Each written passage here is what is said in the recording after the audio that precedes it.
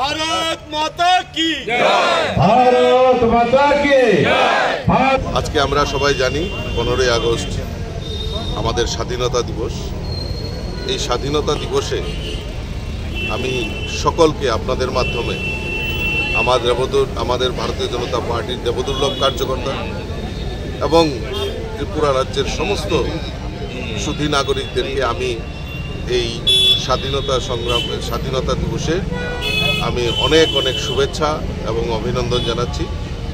তার পাশাপাশি সেই স্বাধীনতা দিবসে যারা বীর শহীদরা শহীদ হয়েছেন তাদের প্রতি শ্রদ্ধা নিবেদন করছি এবং আমি সকলের কাছে আবেদন রাখব যে আসুন সবাই মিলে এই স্বাধীনতার যে আনন্দ, এই স্বাধীনতার জন্য যারা শহীদ হয়েছেন তাদের প্রতি শ্রদ্ধা জানানো এবং এই স্বাধীনতা দিবসকে আমরা আরও বেশি করে উদযাপন করে এই স্বাধীনতার যে আনন্দ সেটাকে আমরা সবাই মিলে আমরা ভাগ করব, এটাই আমার বার্তা সকলের কাছে।